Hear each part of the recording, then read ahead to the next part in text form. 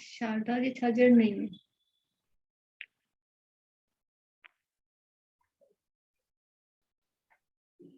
Meten mandami marasa.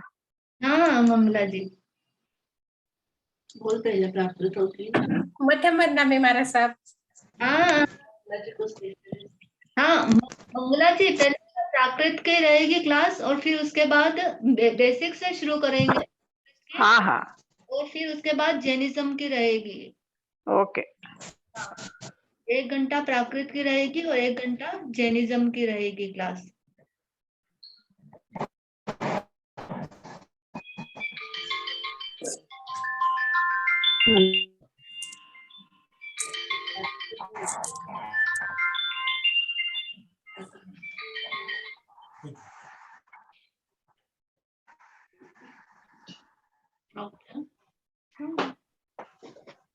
Komal ji का मंत्र किया था ना अभी तो।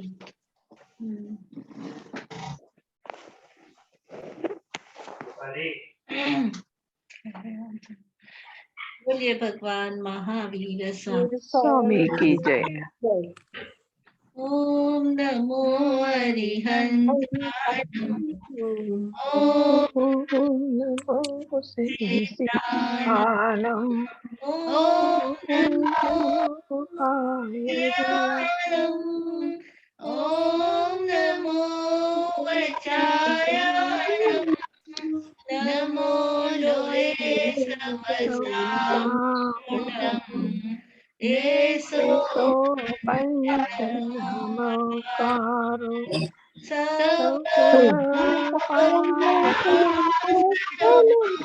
मंगलानं च सवेसिं परमं हवै मंगलम् परमं हवै मंगलम।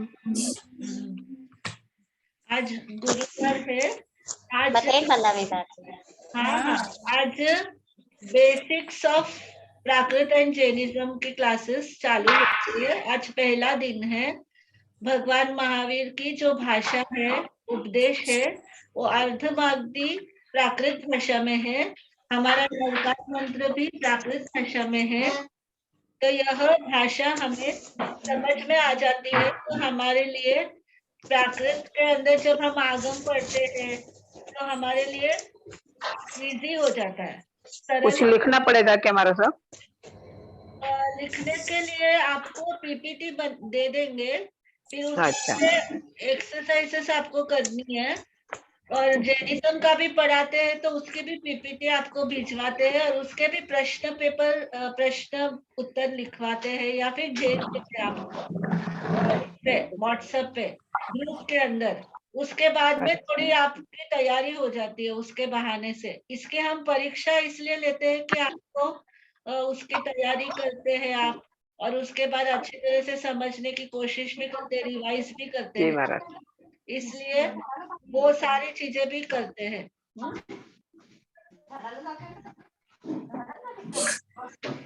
तो ये हमारा बहुत बड़ा सौभाग्य है कि हम व्याकरण का ग्रामर आचार्य हेमचंद्र ने और दूसरे आचार्यों ने हमारे लिए एक व्याकरण तैयार किया। जैसे संस्कृत का व्याकरण है इसी तरह से प्राकृत भाषा का भी व्याकरण है ग्रामर। तो संस्कृत भी नहीं सीखे हमारा सब, अभी पहले ही सीखेंगे सब। लेकिन संस्कृत से भी प्राकृत इजी है। अच्छा अगर संस्कृत सीखा हुआ हो तो विभक्ति आदि का प्रयोग मालूम पड़ता है और अगर नहीं सीखा है तो फिर आपको कोई उसमें प्रॉब्लम नहीं आएगी। हमारे सब में म्हणजे संस्कृत में पहली बार थाना क्लास से ज्वाइन हुई है। मैंने अभी सबको सीखना ही थाना करना। हाँ आप मन लगा के ध्यान लगा करके करेंगे ना तो आपको बहुत अच्छा भी लगेगा और आपको समझ में तो जरूर आएगा 100% आएगा। मतलब एक्चुअली वाचन रस सीखना है। हाँ अभी आपका शुरू कर रहे हैं साध्वी प्रशंसाशीची मोक्षा प्राकृत का शुरुआत करेगी। अ आ इ से लेकर के शुरू करती है।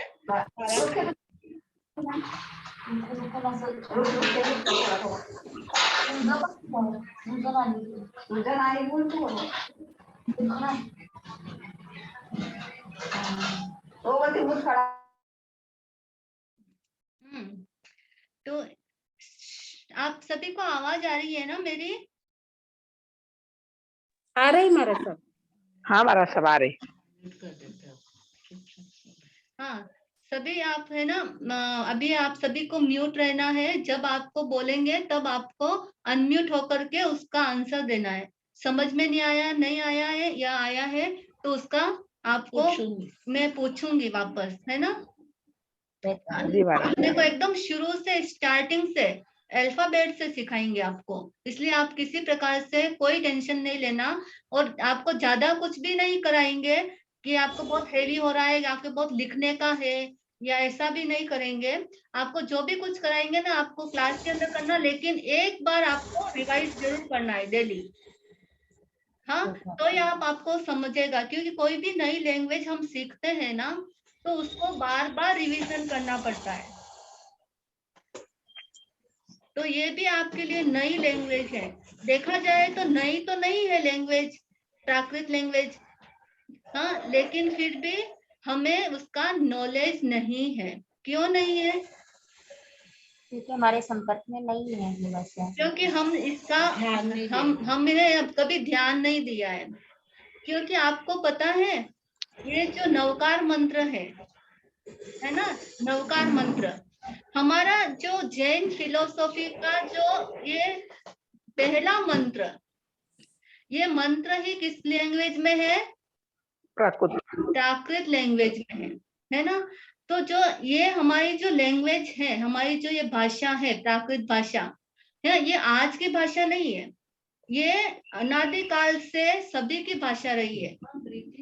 हाँ, हमारी अकेले की भाषा नहीं है प्राकृत, ये सभी की भाषा रही है प्राकृत। क्यों रही है प्राकृत? प्राकृत भाषा ही सभी भाषाओं की जननी है, यानी माता है। प्राकृत भाषा जो है ना, उसमें से हिंदी भी निकला है, हाँ, उसमें से संस्कृत भी निकला है, उसमें से अन्य लैंग्वेज जो मराठी है वो भी इसमें से निकली है, मारवाड़ी है वो भी इसमें से निकली है, हाँ, और कितनी ही बोलियां और कितनी भाषाएं, और यहाँ तक कि जो पाश्चात्य लैंग्वेजेस हैं, जो वेस्टर्न लैंग्वेजेस, हाँ, इंग्लिश है, ये भी इसी भाषा में से निकली है, प्राकृत में से ही निकली है। ये नवकार मंत्र में आप देख रहे हैं ना, नमो अरिहंताणम, हाँ, नमो सिद्धाणम, नमो आयरियाणम, नमो उवज्जायाणम, नमो लोए सव्वसाहूणम। ये हमारे 5 पद है। कितने पद है? 5 पद है। और नमो, नमो कहने से नमस्कार, हाँ, यहाँ पर नमो कहने से, अभी ये न जो है ना, ये प्राकृत लैंग्वेज का है, हाँ, कई जगह पहले वाला न भी आता है, कई जगह न पहले वाला, ये दूसरा न है ना, हिंदी में आपने ये दूसरा न पढ़ा है ना, ये प्राकृत में न का, हाँ, दूसरा वाला न हो जाता है। तो ये वो अगर वो वाला लिखते हैं हम, पहले वाला न लिखते हैं तो भी रोंग नहीं है, हाँ, वो रोंग इसलिए नहीं है क्योंकि दोनों ही प्रचलित है, दोनों ही न इसके अंदर प्राकृत, इसके नवकार मंत्र में प्रचलित है। लेकिन जो अपने दिगंबर है वो ये दूसरा वाला न ही लिखते हैं। दिगंबर जो है वो नवकार मंत्र में दूसरे वाला न ही लिखते हैं, पहले वाला न वो नहीं लिखते हैं, हाँ। तो ये नवकार मंत्र के ये 5 जो पद है, हाँ, इन 5 पदों के अंदर जो है ये षष्ठी विभक्ति का प्रयोग हुआ है, षष्ठी विभक्ति, और षष्ठी विभक्ति का भी बहुवचन, यानी नमो अरिहंताणम बोलते हैं हम, तो एक अरिहंत को नमस्कार नहीं है, कितने अरिहंत है? अनंत अरिहंत को नमस्कार, है ना। कितने जितने अरिहंत हुए हैं और जितने अरिहंत होने वाले हैं, भावी अरिहंत होने वाले, उन सबको हम क्या करते हैं, नमस्कार करते हैं। तो नमो अरिहंतानम, अरिहंतों को नमस्कार। हाँ, तो अरिहंतों को यानी यहाँ पे बहुवचन आया है। इसी प्रकार सिद्धों को नमस्कार। तो ये को आप आगे पढ़ेंगे विभक्तियों के बारे में। तो ये जो है इन पांचों पदों में षष्ठी का बहुवचन है, षष्ठी का बहुवचन है ये 5 पद। और फिर यहाँ पर ऐसो पंच नमोकारो सव्व पावपणासनो मंगलानम च सव्वेसिम पठमम हवई मंगलम। और ये जो 5 पदों का इसके अंदर हमें फल बताया है। इन 5 पदों को हम स्मरण करते हैं तो हमें क्या फल मिलता है। तो ये जो पंच परमेष्ठी है वे सर्व पापों का नाश करने वाला है। ये जो पंच परमेष्ठी वे क्या करता है, सभी तरह के पापों को नष्ट करता है। इसलिए मंगलानम च सव्वेसिम, ये सभी मंगलों के अंदर, इस संसार के अंदर जितने भी मंगल हैं उन सब मंगल के अंदर पद्मम हवई, सबसे पहले यह पढ़ा जाता है। पद्मम हवई मंगलम, ये पहला मंगल है। संसार में जितने भी मंगलिक मंत्र है उन सब के अंदर सबसे पहला यह मंत्र जो है यह पढ़ा जाता है।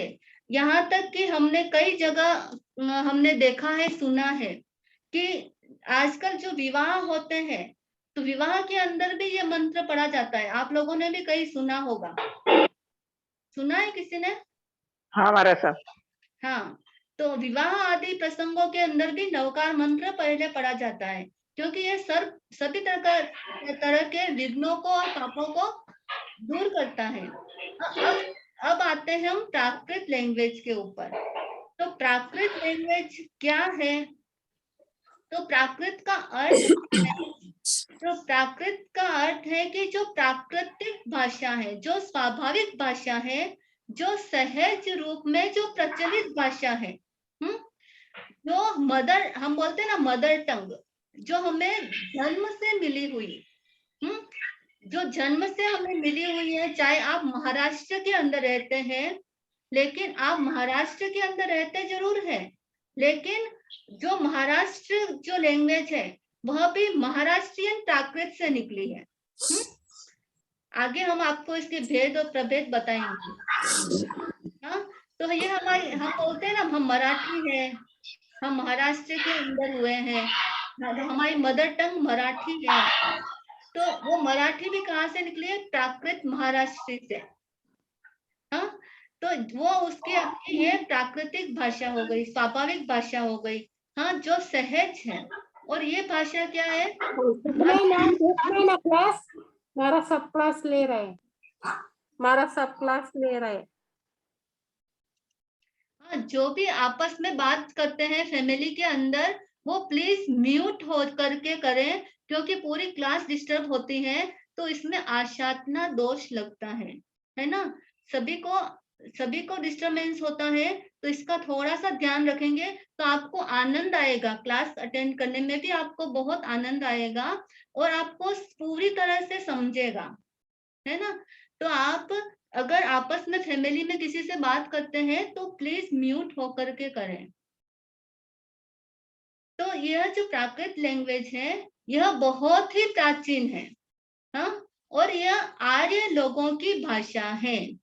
आर्य लोगों के बोलचाल की जो भाषा है वह प्राकृत भाषा है। आर्य लोग कौन है? आर्य और अनार्य आपको सुख विपाक सूत्र में जिन्हें अटेंड कर रहे हैं, जो सुन रहे हैं, उनको बताया है। हाँ, जो आर्य देशों के अंदर उत्पन्न हुए हैं, यानी जो अनार्य कार्य नहीं करते, जो हिंसा के, आतंक के, ऐसे जो पापों के कार्य नहीं करते हैं, तो वो आर्य कहलाते हैं। और आर्य देश कौन से होते हैं? कौन बताएगा आर्य देश कौन से? 18 आर्य देश होते हैं ना। हाँ, इंडिया पता है सिर्फ। हाँ, लेकिन आप उत्तराध्ययन सूत्र सुनेंगे तब आपको उसके अंदर भी आता है कि 18 आर्य देशों के राजा, भगवान महावीर की अंतिम जो देशना हुई थी उत्तराध्ययन सूत्र, भगवान महावीर की अंतिम देशना उत्तराध्ययन सूत्र हुई थी, तो उसके अंदर 3 दिन तक कंटिन्यू 16 प्रहर तक सभी आर्य 18 देश के आर्य देशों के राजा वहां पर उपस्थित थे। ऐसा सुनते हैं ना आप लोग? हाँ, तो ये आर्य देश मतलब कि आर्य देशों के अंदर आर्य लोगों की बोले जाने वाली जो भाषा थी उसे प्राकृत भाषा कहते हैं। और उसी भाषा के अंदर भगवान महावीर ने अपने सिद्धांतों की प्ररूपणा करी है। भगवान महावीर के जितने भी सिद्धांत, उपदेश, आमना जो है ये दिगंबर वर्ड है। चाहे आप उपदेश कहिए, चाहे सिद्धांत कहिए, चाहे आमना कहिए, चाहे आज्ञा कहिए, सबका एक ही मीनिंग होता है। हाँ, और ये जो भगवान महावीर ने जो उपदेश दिए हैं वह प्राकृत लैंग्वेज में दिए हैं, प्राकृत भाषा के अंदर भगवान महावीर के उपदेश हुए हैं। तो भगवान दिगंबर परंपरा क्या मानती है कि भगवान ने उन्होंने माना है कि सौरसेनी भाषा में उनका उपदेश मानती है। हाँ, लेकिन अपने जो श्वेतांबर परंपरा वो मानते हैं कि अर्धमागधी भाषा के अंदर भगवान के उपदेश हुए हैं। तो ठीक है, जो भी जो मानते हैं, लेकिन भाषा कौन सी है? प्राकृत भाषा है। चाहे वो सौरसेनी प्राकृत हो, चाहे वो अर्धमागधी प्राकृत हो, लेकिन भाषा कौन सी है? प्राकृत भाषा के अंदर भगवान ने उपदेश दिए हैं। यहाँ तक आप सबको समझ में आया है ना? हमारा सा हाँ हाँ, अभी प्राकृत भाषा यानी प्राकृत जो व्याकरण है उसकी जो विशेषताएं हैं तो वो बताते हैं कि प्राकृत व्याकरण के अंदर व्याकरण किसे कहेंगे? तो वह शास्त्र जिससे भाषा के शुद्ध रूप से उसका प्रयोग, उसका बोलने का तरीका, उसको लिखने का तरीका और उसको पढ़ने का तरीका, उच्चारण करने का, हाँ, तो ये तीनों तरीके जब आ जाते हैं तो हम उसको शुद्ध भाषा व्याकरण कहेंगे। व्याकरण के अंदर शुद्ध बोलना, शुद्ध लिखना, शुद्ध सुनने की भी एक कला होती है। हम जो जैसा प्रोनाउंसिएशन हम करते हैं वैसा दूसरे सुनते हैं। अगर हमारा प्रोनाउंसिएशन रॉन्ग होगा तो दूसरे भी क्या सुनेंगे? रॉन्ग ही सुनेंगे, है ना? तो शुद्ध बोलना चाहिए, शुद्ध लिखना चाहिए, शुद्ध सुनना भी शुद्ध चाहिए और पढ़ना भी शुद्ध आना चाहिए। ये व्याकरण के नियम है ना, कि हमें शुद्ध बोलना आ गया, शुद्ध लिखना आ गया, शुद्ध पढ़ना आ गया और शुद्ध सुनना आ गया तो हम व्याकरण समझ में आ गया हमें, है ना? तो जिस शब्द या वाक्य में शुद्ध लगता है वहां व्याकरण आता है।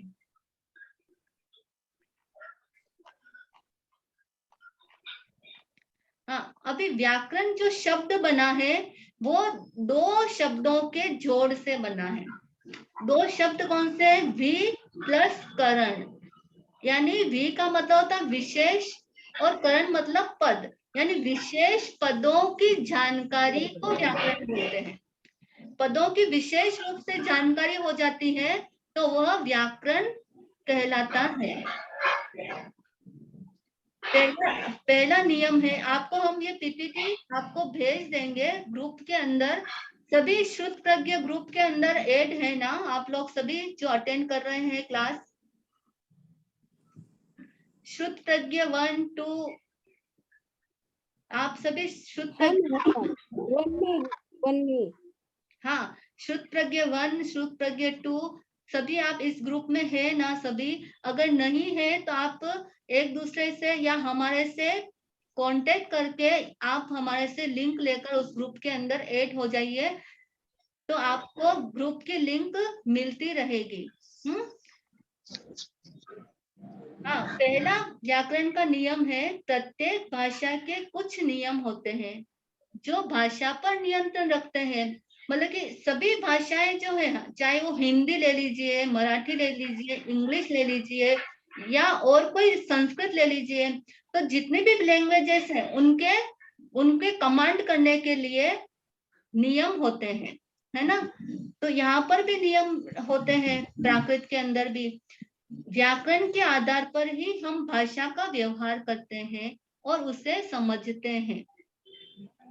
देखिए, जब बोलियां थी, जब व्याकरण नहीं बना था, तब वो भाषा जो है ना, वो भाषा बोलचाल के व्यवहार में तो आने लगी, लेकिन क्या हुआ, भाषा का परिष्कृत रूप व्याकरण ने किया है। मतलब कि भाषा को पहले बोलियां बनी, बोलियों के बाद में व्याकरण, उस भाषा का व्याकरण बना, और जब व्याकरण बन गया तो उस भाषा का शुद्ध रूप में प्रयोग होने लग गया। मतलब शुद्ध रूप में उसका उपयोग होने लगा। नहीं तो सब बोलते थे तो उटपटांग बोलते थे, मतलब उसको वो मीनिंगलेस बोलते थे, वाक्य सेंटेंस रचना बराबर नहीं होती थी, सेंटेंस फॉर्म बराबर नहीं होता था। हाँ, तो ये सब किसने सिखाया? व्याकरण ने सिखाया कि शब्दों का प्रयोग कैसे करना चाहिए, वाक्यों का प्रयोग कैसे करना चाहिए। ये सब प्रयोग हमारे किसने सिखाए हैं? तो ये सब प्रयोग सिखाए हैं व्याकरण ने। किसी भी भाषा के प्रामाणिक अध्ययन के लिए व्याकरण की गहन जानकारी आवश्यक है। इसलिए व्याकरण क्यों पढ़ना चाहिए? क्योंकि हमें किसी भी भाषा के ऊपर कमांड करना है, उसका प्रामाणिक नॉलेज लेना है। तो व्याकरण जब हम पढ़ेंगे तो ही हमें उस लैंग्वेज पे कमांड आएगा। नहीं तो हमें उस लैंग्वेज, अभी आप बोलते हैं ना, संस्कृत हमें समझ में नहीं आती है, हाँ, प्राकृत हमें समझ में नहीं आता है, या इंग्लिश हमें समझ में नहीं आता है। तो क्यों समझ में नहीं आता है? क्योंकि हमें उसका नॉलेज नहीं है, हमें उसका प्रयोग करने का नॉलेज नहीं है। आप रात दिन देखते हैं, बच्चों से सुनते हैं, इंग्लिश के अंदर बच्चे बोलते हैं, आप भी कई वर्ड बोलते हैं इंग्लिश के, बोलते हैं ना, लेकिन आप पूरे सेंटेंस क्यों नहीं बोल पाते हैं? क्योंकि आपको नॉलेज नहीं है व्याकरण का, उसका ग्रामर का आपको नॉलेज नहीं है। और इसी तरह आपको मैं आगे आगे क्लासों के अंदर बताऊंगी कि कई हम ऐसे ऐसे वर्ड बोल देते हैं जो प्राकृत के अंदर भी चलते हैं। आप हिंदी में, हम डेली यूज में वो बहुत बोलते हैं, और वो जो बोलते हैं वो हमारे डेली प्राकृत के लैंग्वेज के हैं। हाँ, वो हमें मालूम ही नहीं है। तो हमें पता कब चलेगा?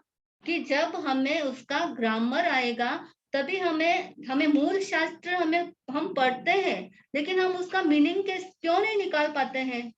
हाँ, उसकी वाचनी भी हम अच्छी तरह से क्यों नहीं कर पाते हैं? क्योंकि हमें व्याकरण का नॉलेज नहीं है, उसका ग्रामर हमें नहीं आता है। तो इस कारण से हम उसका शुद्ध उच्चारण नहीं कर पाते हैं। मूल शास्त्र जो है, वह भगवान की जो वाणी है, उसका हम उच्चारण, उसका मीनिंग नहीं कर पाते हैं। तो हमें ये सहायक बनेगा। ये जो हम पढ़ेंगे प्राकृत लैंग्वेज, तो वो आपकी भाषा को शुद्ध करेगा। तो आपको पढ़ना आएगा कि हमें कैसे पढ़ना चाहिए।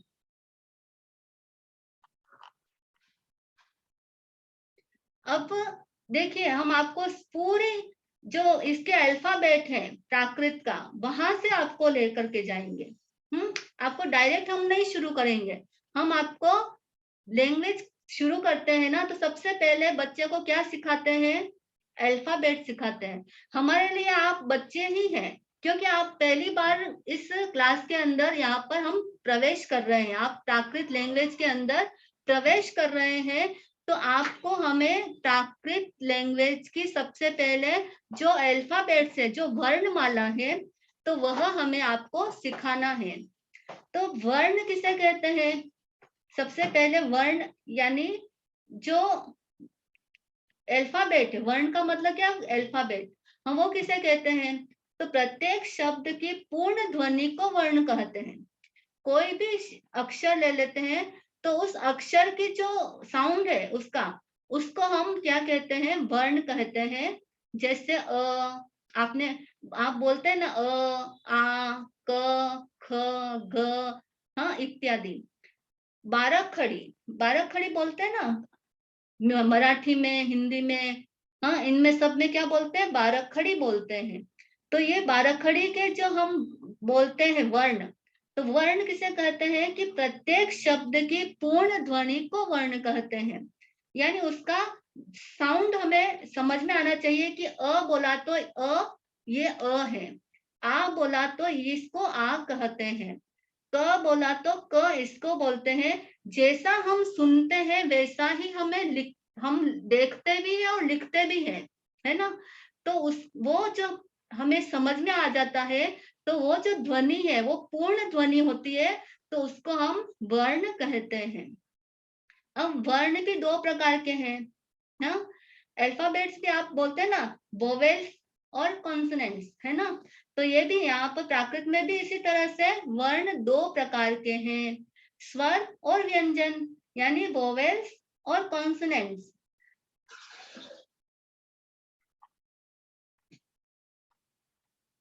हाँ, अभी स्वर किसे कहते हैं, तो जो वर्ण अपने आप में पूर्ण ध्वनि वाले होते हैं, यानी जो वर्ण बोलने के अंदर पूरे होते हैं, अधूरे नहीं होते हैं, वे स्वर कहलाते हैं। अर्थात वे वर्ण जिनके उच्चारण में किसी अन्य वर्ण की सहायता की आवश्यकता नहीं होती है।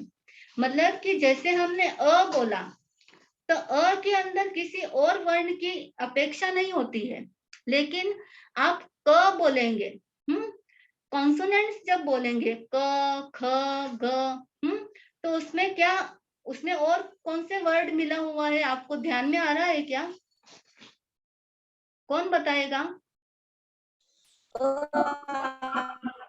हाँ,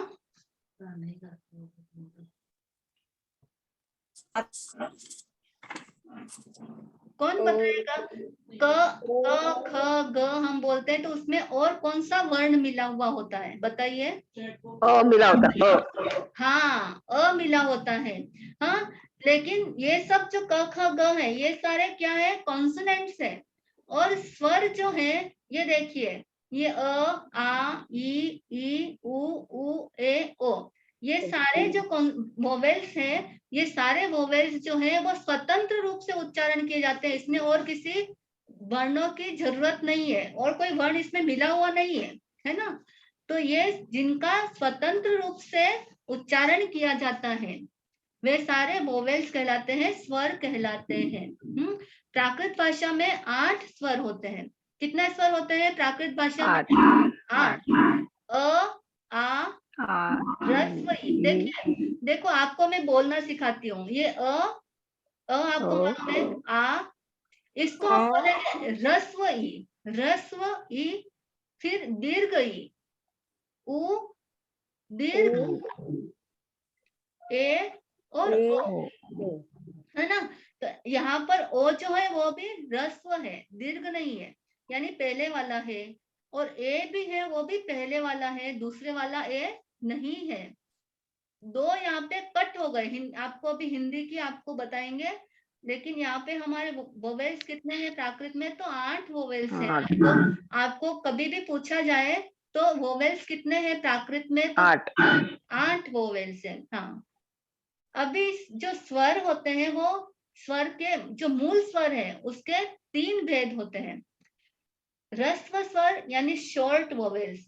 अभी शॉर्ट वोवेल्स, इनमें से भी ये जो 8 वोवेल्स बताए हैं, इनमें से भी जो स्मॉल है वो आप यहाँ पे ले लिए शॉर्ट वोवेल के अंदर, अ ई और उ, ये हो गए शॉर्ट वोवेल, यानी जिन स्वरों के उच्चारण में कम समय लगता है, यानी जहां पर ये जो है दीर्घ स्वर है, लॉन्ग वोवेल को उच्चारण करने में 2 समय लगेगा, तो जो मूल स्वर के ह्रस्व स्वर के उच्चारण में 1 समय लगेगा।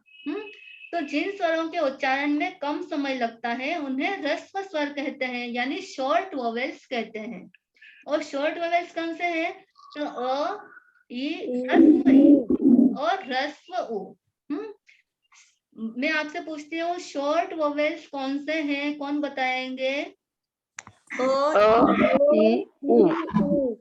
तो आपको ऐसे नहीं बताना, आपको बताना अ, ह्रस्व ई और ह्रस्व उ। अभी आप उ बोल देते हैं, ई और यू ऐसे ही बोलेंगे, तो ये दीर्घ वोवेल, ये देखो अभी आएगा, ये दीर्घ वोवेल में आ जाता है ना। तो आपको क्या बोलना है, अ रस्व ई, ह्रस्व ई, ह्रस्व उ। ह्रस्व उ। हाँ, तो आपको समझ में आ गया ना ह्रस्व वोवेल्स हाँ। या ह्रस्व स्वर किसे कहते हैं। हाँ महाराज साहब। अब दीर्घ स्वर यानी लॉन्ग वोवेल्स, मतलब जिनके उच्चारण करने में दुगुना समय लगता है या ह्रस्व स्वर के उच्चारण से भी डबल समय लगता है, तो वे सब दीर्घ स्वर कहलाते हैं, यानी लॉन्ग वोवेल्स कहलाते हैं। सरल शब्दों में जिन स्वरों के उच्चारण में अधिक समय लगता है उन्हें दीर्घ स्वर या लॉन्ग वोवेल्स कहते हैं। और ये दीर्घ स्वर 5 होते हैं। 3 पहले आ गए ना आपके ह्रस्व वोवेल्स, ह्रस्व स्वर है ना। शॉर्ट वोवेल्स में 3 ले लिए, तो बाकी जो बचे हैं वो 5 किस में आ गए, बोलो। दीर्घ में आ गए। दीर्घ स्वर में आ गए। तो दीर्घ स्वर में 5 स्वर कौन कौन से हैं, तो आ, दीर्घ ई, दीर्घ उ, ए और ओ। आ, हाँ, उ, दीर्घ ई, दीर्घ दीर्घ दीर्घ उ, दीर्घ ए, दीर्घ ओ। दीर्घ ए नहीं है, ये ह्रस्व ही है यहाँ पे। एक एक ही है। हाँ, मैं बोलूं मारा साहब? हाँ बोलिए मंगला जी। आ, हाँ आ, हाँ दीर्घ ई, हाँ दीर्घ उ, ए, ओ। हाँ, ये सब दीर्घ स्वर 2 शब्दों के योग से बने हैं। ये देखिए, आपको ये भी ध्यान रखना है, जो आपके कॉन्सोनेंट्स अभी आएंगे उसके अंदर अ मिला हुआ है ना, अ, आ, ई, उ ये मिले हुए होंगे। हाँ, लेकिन जो वोवेल्स है, वोवेल्स के अंदर ही वोवेल्स मिले हुए होते हैं, वो दीर्घ बन जाते हैं, लेकिन कहलाते वो वोवेल्स ही हैं। वो कॉन्सोनेंट्स नहीं कहलाएंगे, चाहे वो 2 वर्णों के योग से बने हैं, जोड़ से बने हैं। जैसे आ, प्लस अ से आ बना है। और दीर्घ ई बना है तो वो ह्रस्व 2 ई से दीर्घ ई बना है। दीर्घ उ भी ह्रस्व 2 उ से दीर्घ उ बना है। ए बना है वो भी अ प्लस ई, ह्रस्व ई से ए बना है। अ प्लस ह्रस्व ई से ए बना है। और ओ बना है वह उ, अ और ह्रस्व से ओ बना है। ठीक है, यहाँ तक आपको सब समझ में आया है सभी को? यस। हाँ मारा साहब। है ना, समझ में आया ना आपको सबको? हाँ महाराज साहब। अब एक और होता है प्लुत स्वर। प्लुत स्वर यानी लॉन्गर वोवेल्स। वे स्वर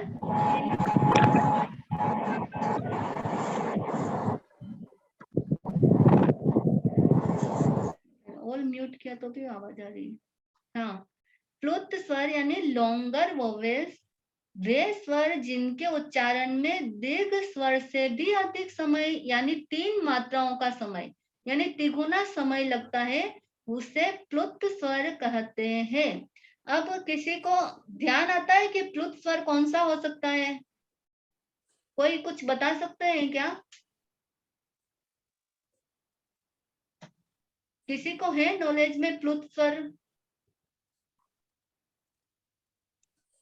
नहीं है ना? नहीं महाराज साहब। मतलब जैसे हे महावीर ऐसे हो सकते क्या?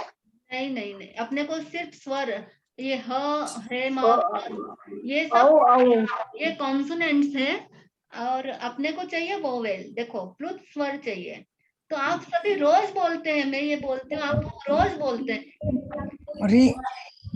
ओम ओम ओम ओम। ओम बोलते हो ना, हाँ महाराज।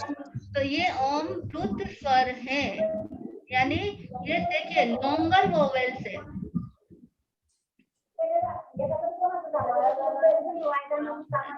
सभी म्यूट करिए, मैं म्यूट करती तो भी सब। हाँ, जब मैं आपसे प्रश्न पूछूंगी ना तभी आपको अनम्यूट होकर आंसर देना है, बाकी सभी म्यूट रहिए, सबको डिस्टर्ब होता है। हाँ, फिर व्यंजन, यहाँ तक सभी को समझ में आया? कि प्लुत स्वर कौन सा होता है, ओम प्लुत स्वर में आता है, यानी लॉन्गर वोवेल्स। अब व्यंजन यानी कॉन्सोनेंट्स किसे कहते हैं, जो वर्ण स्वरों की सहायता से बोले जाते हैं। हाँ, अभी आपको मैंने बताया था ना, क ख ग, ये सब क्या है, इसमें अ मिला हुआ है, तो ये सब स्वर है। हाँ, और जो ये क ख ग, क ख, अगर ये देखिए ये क का ये आधा क है, इसमें अ नहीं मिला हुआ है। हाँ, तो ये आधा क है, तो इसको उच्चारण भी नहीं किया जा सकता, क्योंकि ये क कॉन्सोनेंट्स का उच्चारण मतलब कि स्वतंत्र रूप से नहीं किया जा सकता है, वह स्वरों की सहायता से ही कॉन्सोनेंट्स का उच्चारण कर सकते हैं। जैसे क, तो क के अंदर क्या मिला है, अ। उसी तरह का बोलेंगे आप, का में क्या मिला हुआ है बताइए, आ मिला आ की मात्रा। हाँ, आ की मात्रा मिली हुई है। तो आ क्या है, आ भी क्या है, स्वर है। अभी आपने पढ़ा ना, आ क्या है, स्वर है। तो इसी प्रकार आप अगर की बोलेंगे, का की बोलेंगे, की में क्या मिला हुआ है, ई की मात्रा। ई की मात्रा, ई मिला हुआ, ई क्या है, स्वर है, स्वर है। यस। तो यहाँ पर देखो कॉन्सोनेंट्स किससे बोलते हैं, कि जो वर्ण स्वरों की सहायता से बोले जाते हैं उन्हें कॉन्सोनेंट या व्यंजन कहते हैं। जैसे क, का, की, कु, के, को, सब ले लो आप, उसमें ख, खा, खी, खू, खे, पूरी बाराखड़ी ले लीजिए, लेकिन उन सब में क्या मिला होता है, स्वर मिला हुआ होता है। स्वर मिला होता है। वास्तव में व्यंजन का अपना स्वरूप स्वर रहित ही होता है, मतलब स्वर के बिना ही, व्यंजन जो होते हैं वो स्वर के बिना ही होते हैं, किंतु इनका उच्चारण स्वरों की सहायता के बिना नहीं होता है। जैसे ये देखिए क, ख, छ, च, छ, झ, हाँ आदि।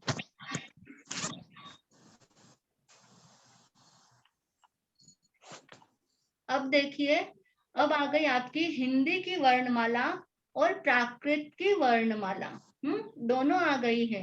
अभी हिंदी की वर्णमाला के अंदर जो स्वर है, वह स्वर यहाँ पे देखिए आपको, यहाँ पे प्राकृत के अंदर 8 स्वर है, और हिंदी में कितने स्वर है, कौन बताएंगे, 12। हाँ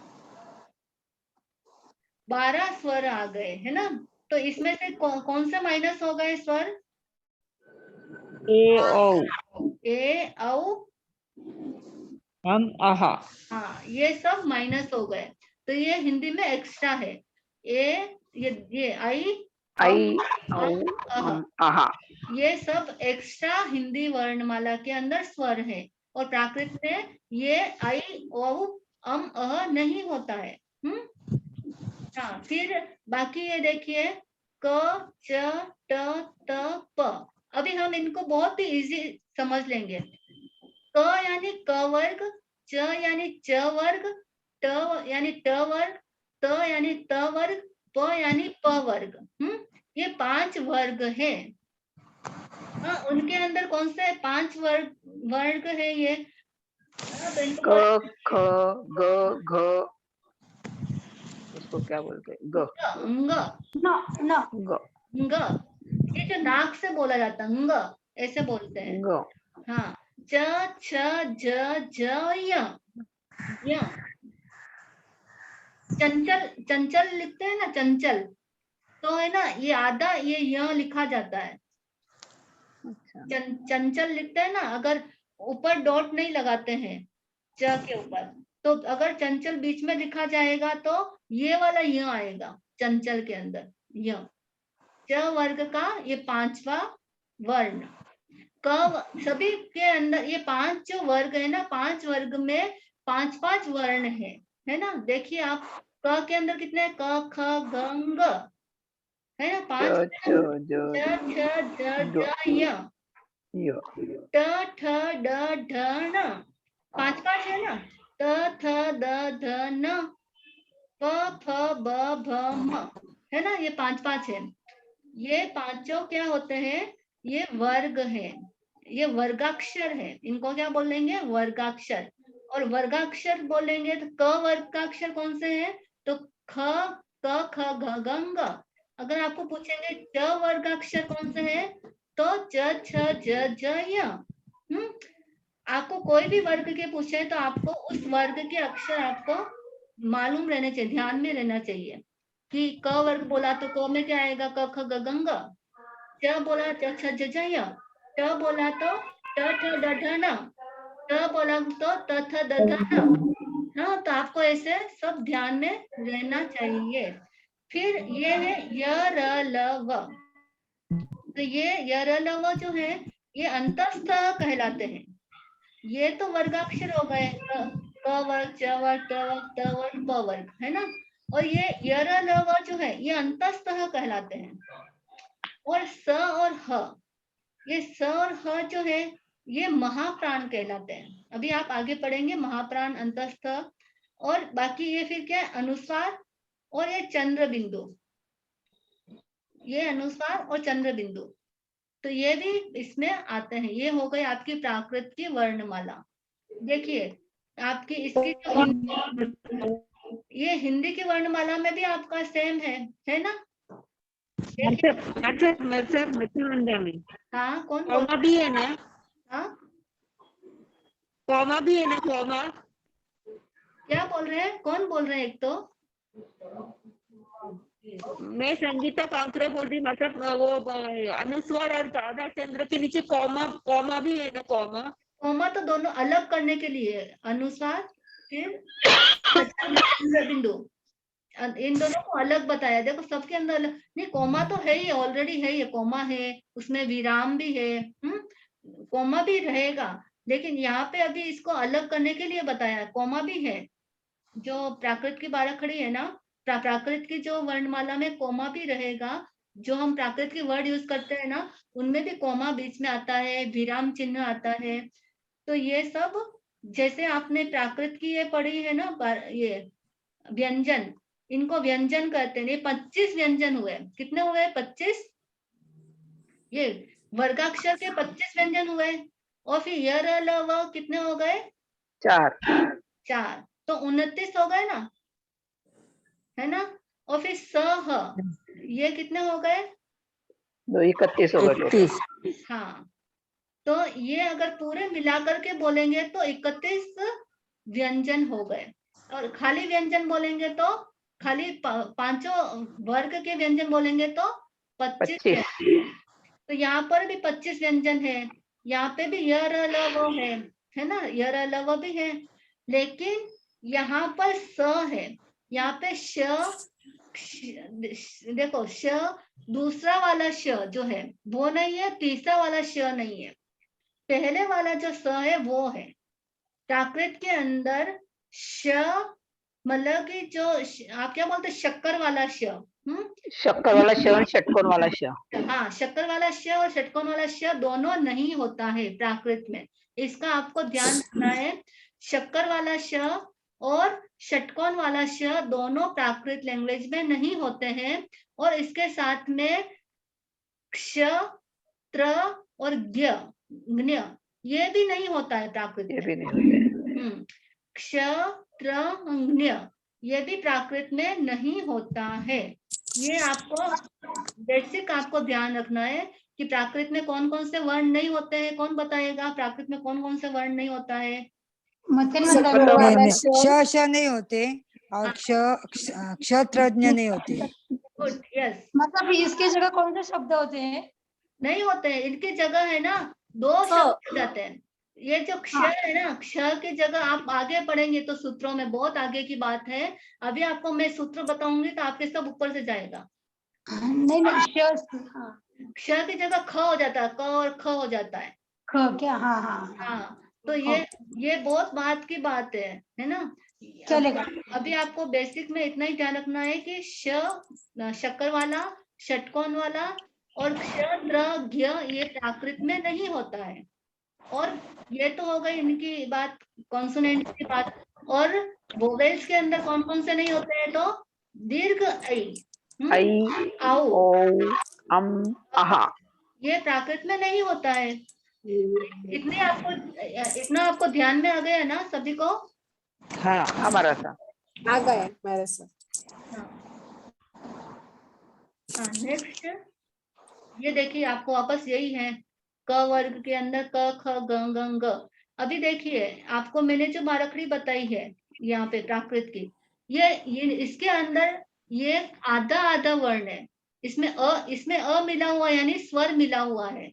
हाँ लेकिन जो सही है ना व्यंजन, वो सही व्यंजन ये है। देखिए क के अंदर क ख ग घ ड, उसके पाए में डंडी है, पाओ में है ना, तो आधा है। आधा है, यानी उसमें स्वर मिला हुआ नहीं है। प्योर व्यंजन जो है वो ये है। ये जो व्यंजन है इनके अंदर क्या मिले हुए है, स्वर मिला हुआ है, अ मिला हुआ है सभी में।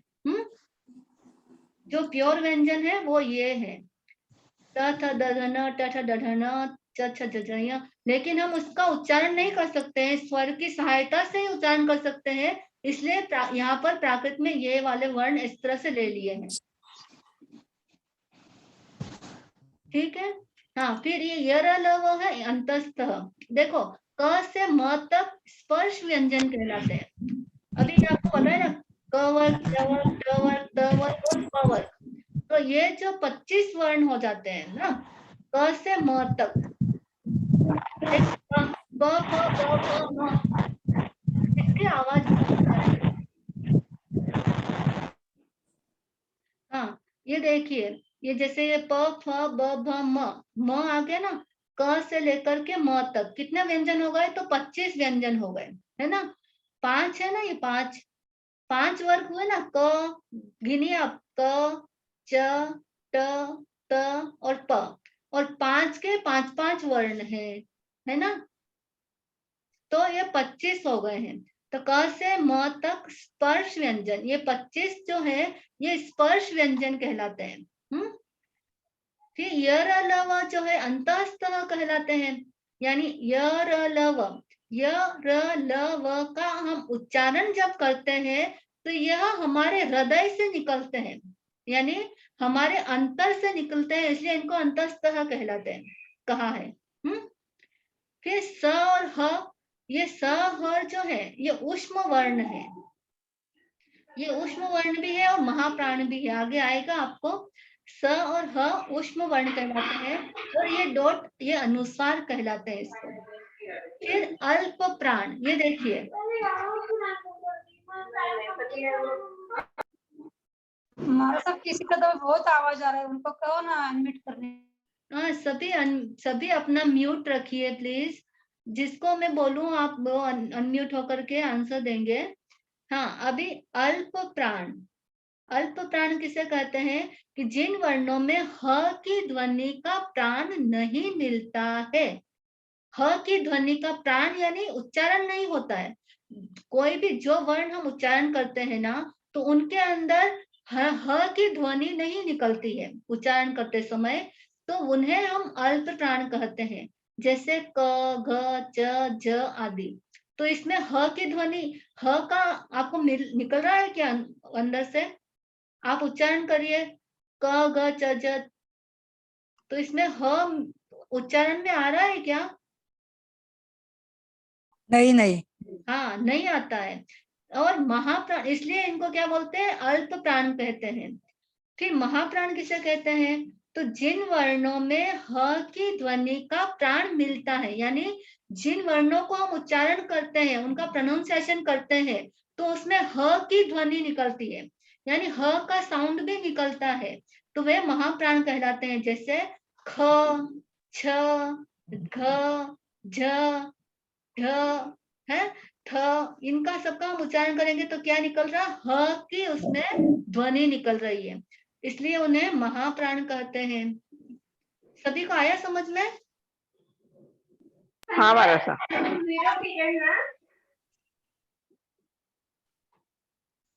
हाँ मैडम, समझ में आया ना सभी को? हाँ मैडम। हाँ अब देखिए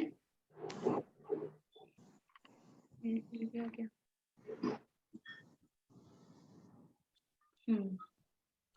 अभी देखिए, अब आपको इसमें देखिए अल्प प्राण, महाप्राण, ये जो इसका टेबल बना हुआ है कि भी कौन कौन से अल्प प्राण है, कौन कौन से महाप्राण है। तो आपको बहुत इजीली आप मतलब कि निकाल लेंगे कि जिसमें ह की ध्वनि नहीं निकलती है तो वो तो कौन से हो गए, अल्प प्राण हो गए, और जिनमें ह की ध्वनि निकलती है वो सब क्या हो गए, महाप्राण हो गए, है ना। तो जो आपके वर्ग आपको बताए ना, क च ट त प, ये 5 वर्ग बताए हैं। तो इन पांचों वर्ग के पहले और तीसरे वर्ण, तीसरे नंबर के वर्ण, पहले और तीसरे नंबर के वर्ण जो है वो सब अल्प प्राण है, और दूसरे और चौथे नंबर के जो वर्ण है वो सब क्या है, महाप्राण है। और यहाँ पर दो नहीं है, कौन से नहीं है, घ और य, ये दो शब्द नहीं है, क का घ और च वर्ग का य नहीं है।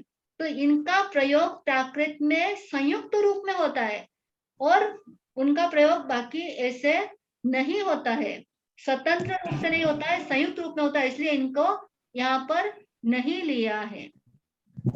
किसी का प्रश्न हो सकता है ना कि यहाँ पे क वर्ग का 5वां अक्षर और च वर्ग का 5वां अक्षर क्यों नहीं लिया है। तो क्यों नहीं लिया है, क्योंकि ये जो दोनों वर्ग है, क वर्ग और च वर्ग, इनका 5वां वर्ग हमारे प्राकृत लैंग्वेज के अंदर संयुक्त रूप में उसका उपयोग होता है, स्वतंत्र रूप में नहीं होता, मतलब कि स्वतंत्र रूप से उसको नहीं लिया है प्राकृत में, ठीक है। और इसलिए, और फिर ये जो 5वां वर्ण है किसका, ट वर्ग का, त वर्ग और प वर्ग का, ये भी अल्प प्राण है, न न म, और ये अंतस्थ है, यरलव, ये अंतस्थ भी अंतस्थ भी ये अल्प प्राण है। और ये देखिए स और अ महाप्राण है, मैंने आपको बताया था ना पहले भी, स ह महाप्राण है। यहाँ तक सभी को आ गया समझ में। हाँ महाराज सर। अब इसका है वर्णमाला का चार्ट।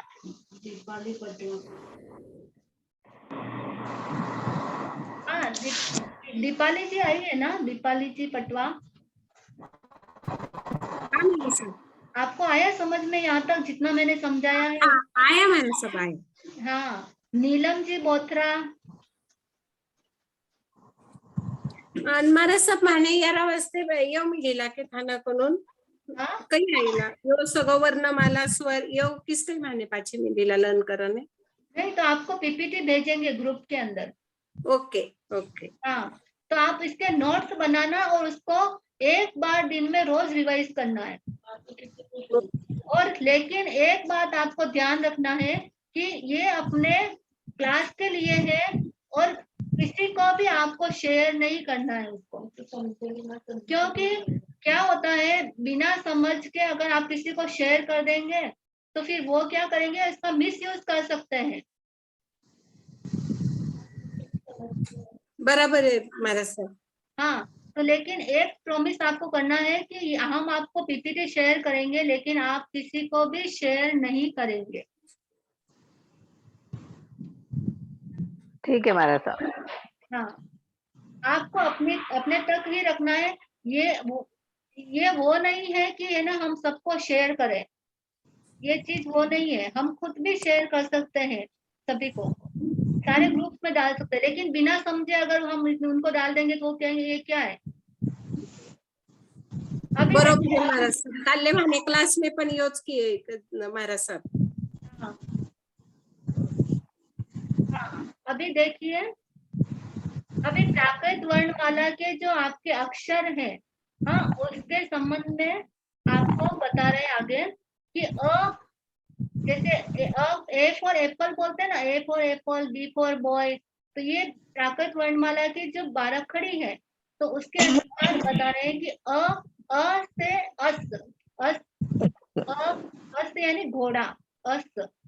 हाँ, संस्कृत में अश्व बोलते हैं, लेकिन प्राकृत में क्या हो गया, अस्त हो गया। ओ कोई ना, ये कौन बोल रहा है। मारा सब सगळ्या माईक आणि कॅमेरा बंद करून रखे हो ना कंपल्सरी।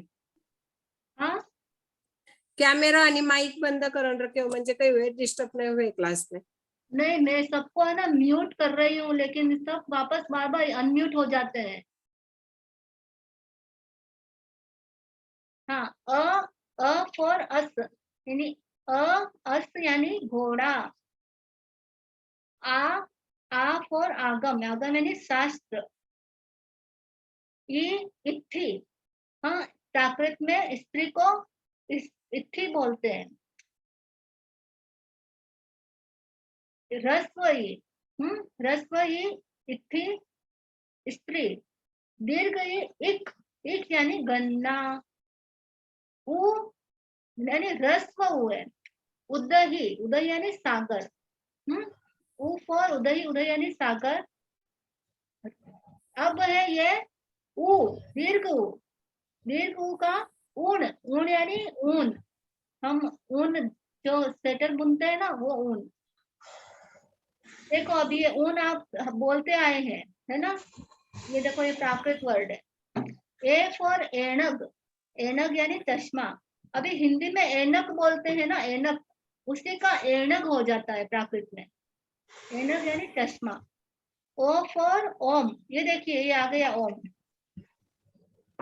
फिर क फॉर कुकुर यानी कुत्ता। कुत्ते को प्राकृत में कुकुर बोलते हैं। ख फॉर खीर, दूध जो होता है ना, दूध को खीर बोलते हैं प्राकृत में। ग फॉर गुफा, गुफा को गुहा। प्राकृत में गुफा का गुहा हो जाता है। और घर, घ फॉर घर, घर का घर ही रहता है। और च फॉर चम्मू, चम्मू यानी सेना। प्राकृत में सेना को चम्मू बोलते हैं। हाँ, नेक्स्ट है छ फॉर छत यानी छात्र। छात्र को प्राकृत में छत्र हो जाता है। फिर ज फॉर जम्बू, जम्बू वृक्ष बोलते हैं ना, जम्बू वृक्ष, प्राकृत में जम्बू वृक्ष बोलते हैं। उसी को जामुन का पेड़, हिंदी में जामुन का पेड़ बोलते हैं, और प्राकृत में जम्बू बोलते हैं, यानी जम्बू फलम। प्राकृत में क्या बोलेंगे? जम्बू फलम। हाँ, जम्बू रुखम, जम्बू का वृक्ष, जम्बू रुखम ऐसा बोलते हैं। बहन बंदनी बाबजी, हाँ, मेरा ये इंग्लिश पेज आ रहा है बाबजी मेरे स्क्रीन पे। क्या हो रहा है? इस इंग्लिश पेज आ रहा है कोई। अभी वो तो मुझे नहीं पता आपका कैसे क्या सेटिंग है। मैं संतोष मोदी बोल रही हूँ बाबजी ड्राइवर से, लेकिन इसकी इंग्लिश पेज आ रहा है इस पे पूरा। आप बाकी सभी को हिंदी में दिखाई दे रहा है ना, प्राकृत में, हिंदी में और प्राकृत में? हाँ जी हाँ महाराज। हाँ हाँ हाँ माता। तो ये आप है ना संतोष जी मोदी, आप जो बोल रहे हैं, आप अपनी सेटिंग करना। सेटिंग में मिस्टेक, ओके ठीक है बाबजी करवाते हैं। क्योंकि सभी का तो जो हम दिखा रहे हैं वही आ रहा है स्लाइड। हाँ, बड़ा ज फॉर झुंपड़ा यानी झोंपड़ी। ट फॉर टंक यानी कुल्हाड़ी। टंक बोलते हैं प्राकृत में। हाँ, कुल्हाड़ी को। ठ फॉर ठाकुर, ठकुर।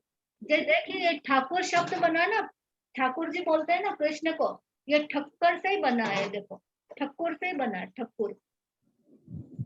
ठकुर यानी मूर्ति, यानी भगवान की मूर्ति। ड फॉर डिम्ब, डिम्ब यानी छोटा बच्चा, स्मॉल बेबी। ढ फॉर ढक्का, बड़ा जो ढोल है ना उसको, तबला, तबला को क्या बोलते हैं? ढक्का। न फॉर नर, नर यानी मनुष्य। त फॉर तरु, तरु यानी वृक्ष। थ यानी थुदी, थुदी यानी स्तुति करना। अभी थुदी भी कई जगह थुदी भी आएगा, कई जगह थुई भी आता है। हाँ, कई जगह थुन भी आता है, तो ये सब स्तुति के लिए आता है। फिर इसके बाद में द फॉर दिवायर, दिवाकर। दिवाकर यानी सूर्य, सूर्य का एक नाम है ना दिवाकर, तो उसे का प्राकृत में दिवायर हो जाता है। फिर ध फॉर धेनु, धेनु यानी गाय। धेनु, गाय को प्राकृत में धेनु बोलते हैं। हाँ, फिर न फॉर नई, नई नदी है ना, रिवर, नदी को प्राकृत में नई बोलते हैं। प फॉर पुफ यानी फूल, फूल को प्राकृत में पुफ बोलते हैं। जैसे आप प्राकृत में पढ़ते हैं ना दशकालीन, तुम पुफिया, हाँ, तो ऐसा ये पुफ यानी फूल का प्राकृत में पुफ हो जाता है। फ फॉर फल, ये देखो फल, फल का फल ही रहता है प्राकृत में। ब फॉर बाला, बाला ये लड़की, जो छोटी लड़की होती है उसको बाला बोलते हैं। भ फॉर भ्रमर, भ्रमर, भ्र नहीं होता है, भ्रमर संस्कृत में होता है और प्राकृत में भमर होता है। भंवरे को, भंवरे को क्या बोलते हैं, भमर। म फॉर महिष, महिष, महिष जो है वो संस्कृत में होता है और महिष है वो प्राकृत में होता है। अभी आपको मैं पूछूंगी श क्यों नहीं आया यहाँ पे, कौन बताएगा? प्राकृत में नहीं आता ना हमारा सा। हाँ, इसीलिए यहाँ पे श नहीं आता है, श का स हो गया, इसलिए यहाँ पे महिष हो गया और संस्कृत में हो जाता है महिष, है ना। यहाँ पे श नहीं आता, श, दोनों श नहीं आते हैं, तो इसलिए यहाँ पे महिष स हो गया। भैंसा यानी बफेलो। फिर यह फॉर यमराज, काल, मृत्यु, ये यह तो आप यमराज तो आप लोग भी बोलते हैं ना, तो यमराज का यमराज ही बोला जाता है। फिर र फॉर रयन यानी रत्न, रत्न को प्राकृत में रयन बोलते हैं, यानी डायमंड। ल फॉर लवण, लवण यानी नमक, नमक को लवण बोलते हैं। लवण समुद्र बोलते हैं ना, नमक, तो ये लवण, नमक यानी लवण समुद्र यानी नमक का जो समुद्र है उसे लवण समुद्र बोलते हैं। फिर व फॉर वानर यानी बंदर, बंदर को वानर बोलते हैं प्राकृत में। सर्प, सर्प यानी सर्प बोलते हैं। कौन बार बार डिस्टर्ब कर रहा है? फिर ह फॉर हाथी, हाथी को हथी हो जाता है प्राकृत में। अब देखिए प्राकृत के भेद, आपको मैंने कुछ तो आपको थोड़ा एक दो तो बताए थे। पाली प्राकृत जो बौद्धों की है, जिसमें त्रिपिटक आदि लिखे गए हैं, जैसे धम्मपद है ना, मध्यम निकाय है, हाँ, ऐसे जो ग्रंथ है वो पाली भाषा में है और ये बौद्ध ग्रंथ कहलाते हैं। ठीक है। फिर अर्धमागधी भाषा अपने भगवान की भाषा, भगवान महावीर ने जितने उपदेश दिए हैं वो अर्धमागधी में दिए हैं।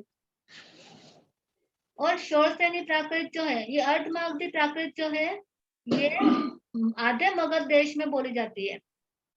मगध देश आप लोग सुनते हैं, भगवान मगध देश में बहुत विचरण किया भगवान ने। हाँ, मगध देश के राजा कौन है? सैनिक राजा। आप अधिकार सुनते हैं ना शास्त्रों में, तो वो मगध देश यानी राजग्रही नगरी, वहां पे उसको मगध देश बोलते हैं। उसके आधे भाग में जो भाषा बोली जाती है वो अर्धमागधी भाषा है। और भगवान का विचरण राजग्रही नगरी में कितने हुए चातुर्मास? 14 चातुर्मास हुए। तो वहां की जो जन भाषा थी, हाँ, वहां पर जो लोग बोलते थे उसी भाषा के अंदर भगवान ने भी अपने उपदेश दिए। ये कौन कर रहा है? ये खराब कौन कर रहा है?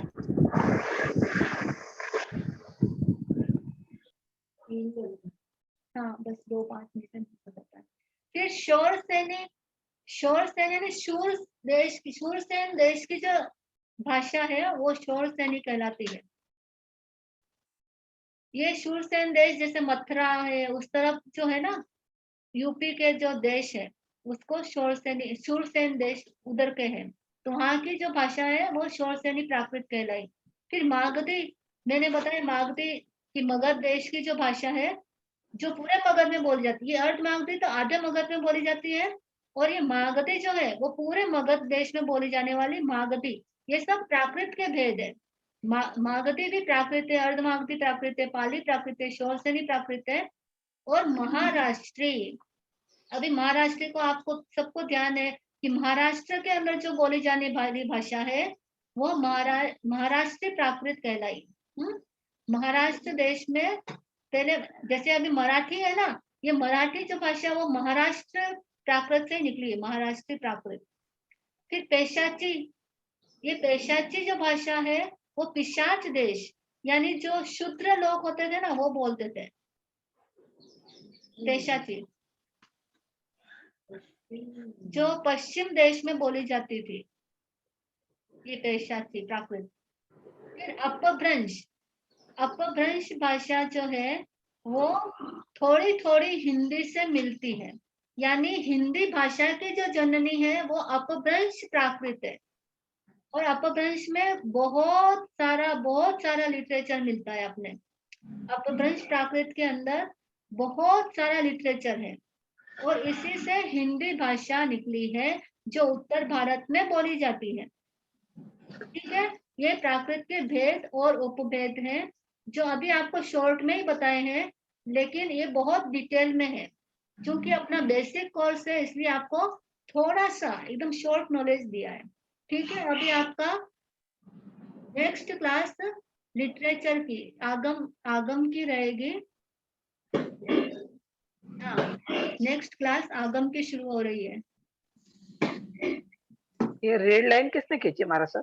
देखो ना किसने खींचे, किसी बच्चे को दे दिया होगा तो उसने कर दिया होगा।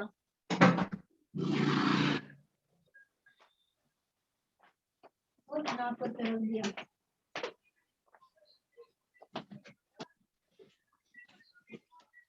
सभी को क्लास समझ में आई ना पूरा? हाँ बोलो। घणो छान क्लास वाट्यो, प्राकृत क्लास घणो छान वाट्यो, म्हणजे मैं फर्स्ट टाइम ज्वाइन किया लेकिन बहुत बढ़िया क्लास था, मजा आ गया लेकिन क्लास में सीखने जैसा बहुत सारा है। ऐसा इजी जल्दी ध्यान में आ जाए तो अच्छा है महाराज। हाँ नहीं बहुत अच्छी तरह से कराती है छोटे महाराज साहब, और सभी जनों को अच्छा समझ में आता है। अभी हमने दूसरे बेसिक 2 शुरू किया ना, उसमें 1.5 महीना हो गया उनको छोड़े हुए सारे स्टूडेंट्स को। उसने रिवीजन क्लास में सब उनको पूछा तो सबने बताया, यानी इतने अच्छी तरह से हुआ है उनका कि उनको 1.5 महीने का गैप होने के बावजूद भी सबने बराबर बताया। नहीं बहुत अच्छा क्लास है इसका भी, प्राकृत का बहुत अच्छा, बढ़िया लिया उन्होंने।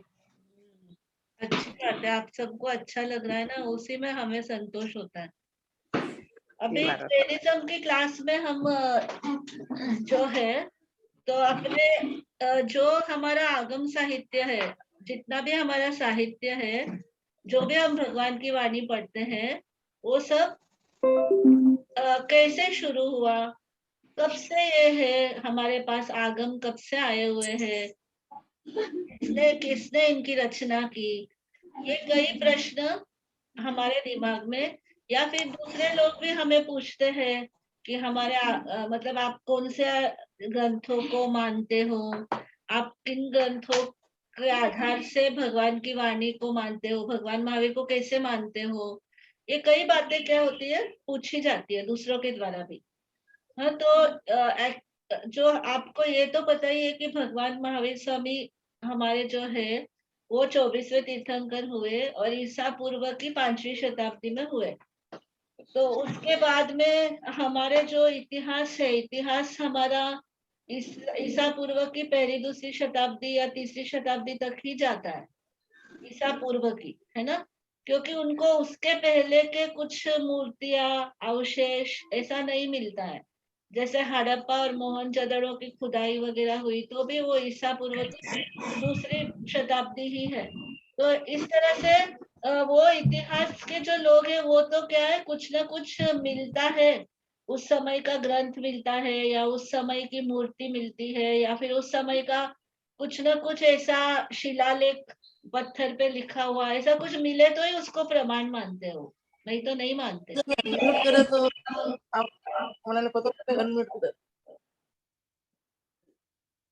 कौन बोल रहे हैं?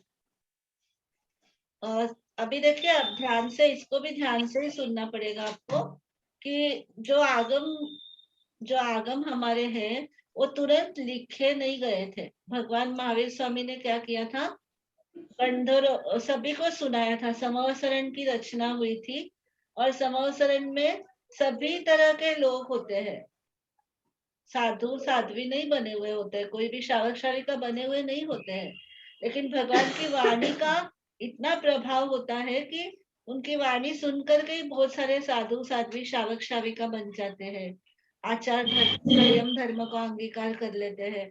तो यहाँ पर जो आगम लिखे गए ना, तो वो उस समय नहीं लिखे गए, उस समय तो बोले गए।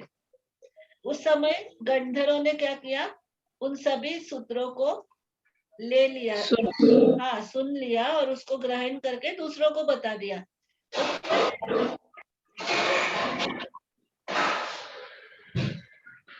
हमारा सब बहुत आवाज आ रही। हाँ ना, मैं भी वही देख रही हूँ कि आवाज आ रही तो डिस्टर्ब, मैं म्यूट कर देती हूँ सबको।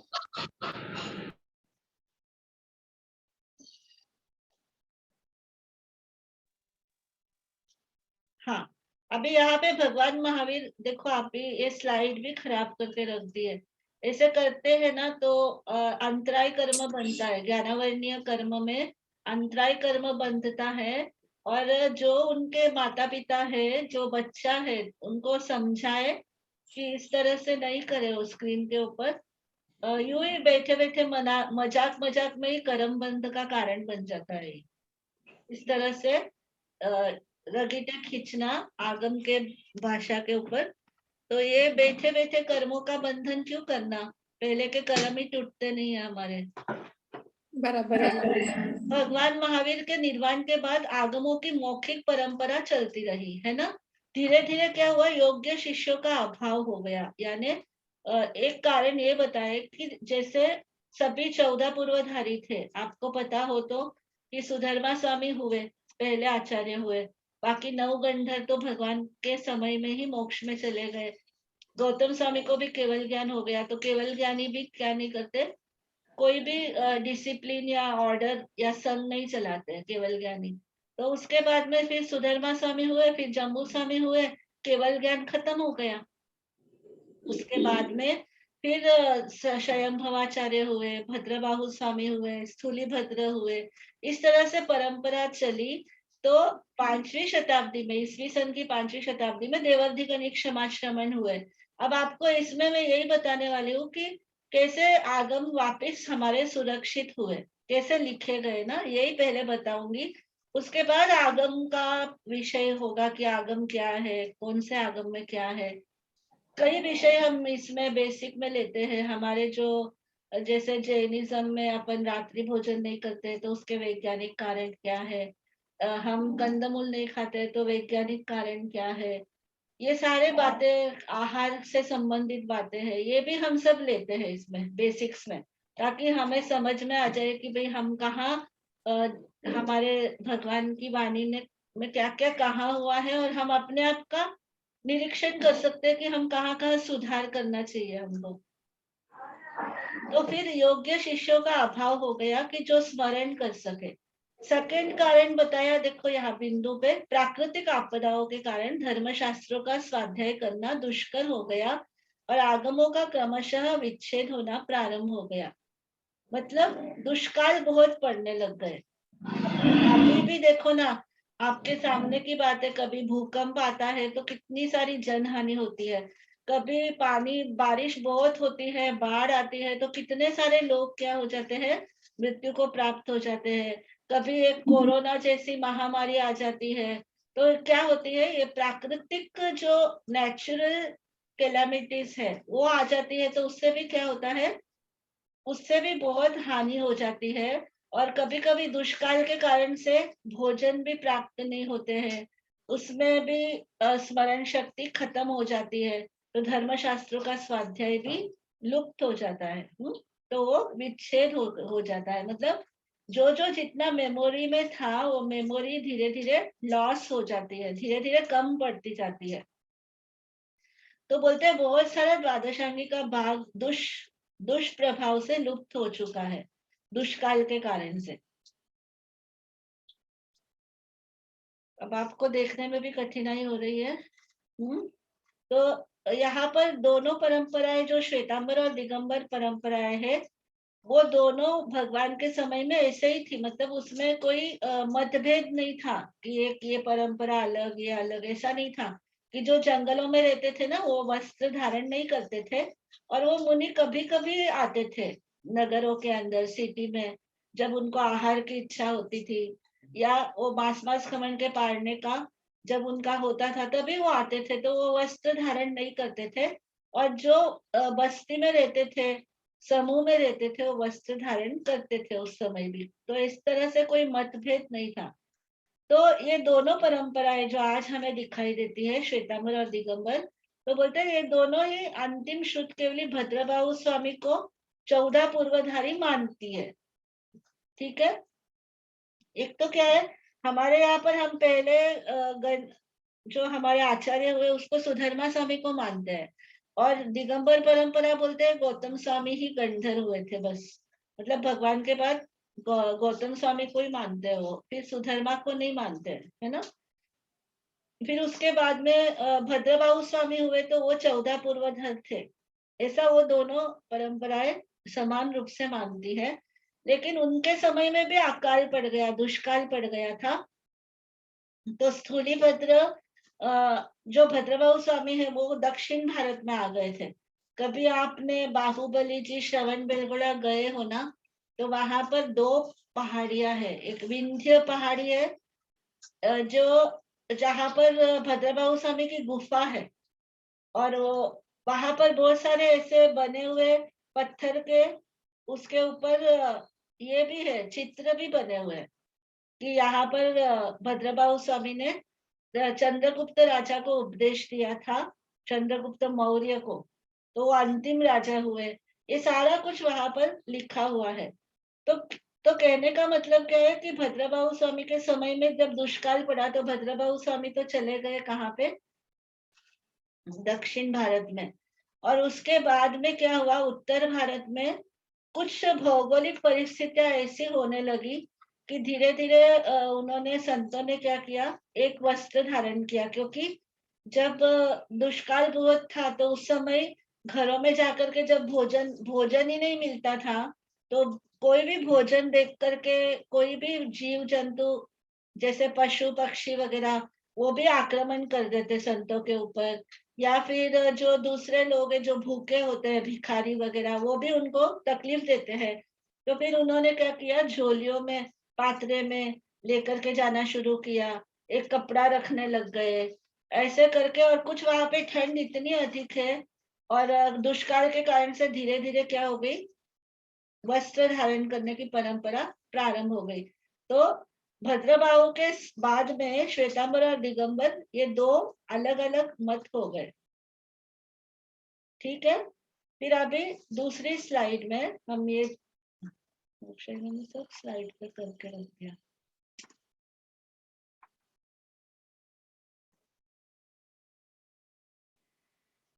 तो उधर क्या हुआ, भद्रबाहु स्वामी के बाद में 14 पूर्वधारी कोई भी नहीं रहे ना, तो धीरे धीरे आगमों का जो स्मरण था वो धीरे धीरे लोप होने लगा।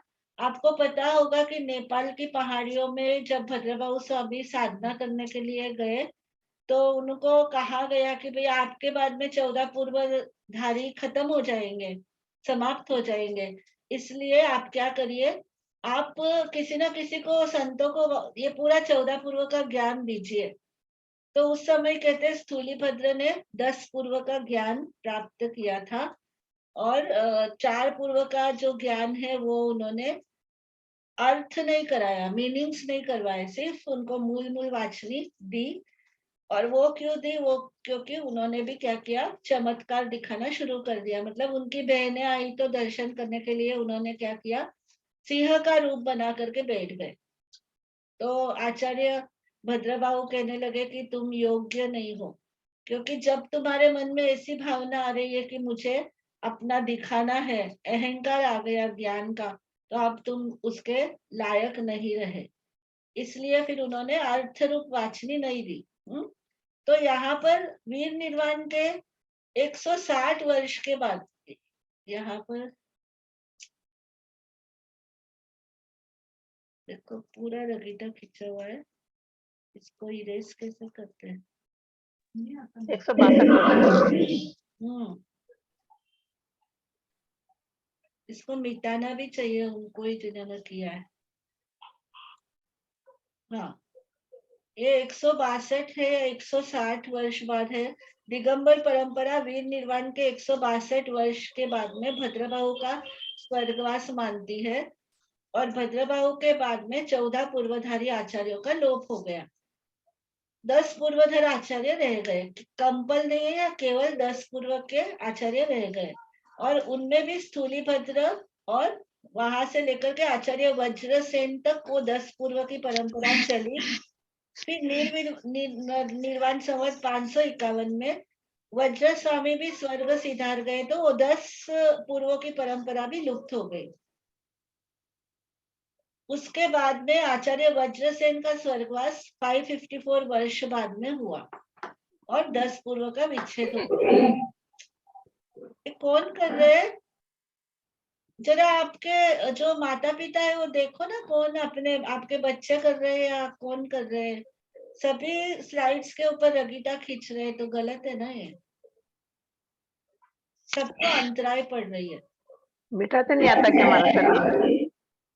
हाँ, हमको तो नहीं आता है, इसीलिए मैं बोल रही, जिन्होंने किया वो ही मिटा है तो सही है।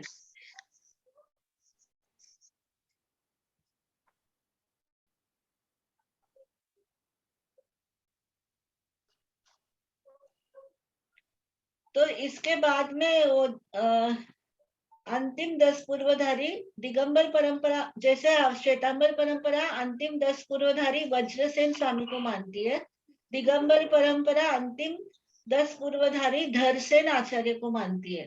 तो इस तरह से भद्रबाहु के बाद में क्या हो गया, दोनों की परंपरा आचार्यों की भी अलग अलग हो गई।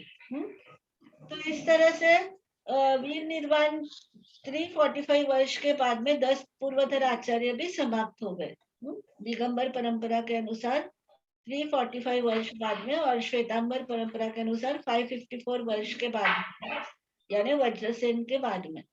इस तरह दिगंबर परंपरा में 14 पूर्वधारी 10 पूर्वधारी दोनों का ही विच्छेद क्रम श्वेतांबर परंपरा से पहले ही स्वीकार कर लिया गया। मतलब श्वेतांबर परंपरा ने बाद में स्वीकार किया, वीर निर्वाण के 554 वर्ष बाद, और दिगंबर परंपरा 345 वर्ष बाद में ही स्वीकार कर लिया उन्होंने, खत्म हो गया करके, 10 पूर्वधर खत्म हो गए।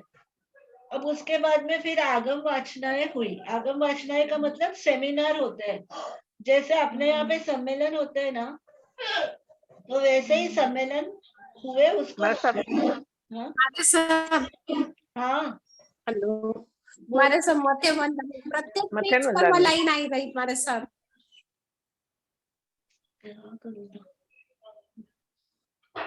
प्रत्येक पेज में आपकी आवाज भी कट रही हमारे साथ।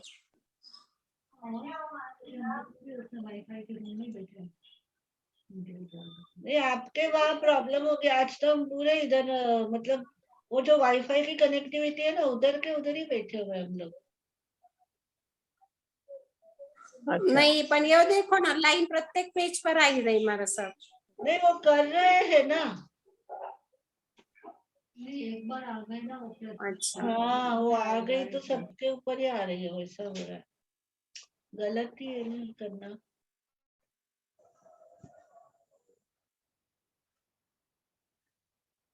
आगम भगवान वाचना का मतलब सम्मेलन।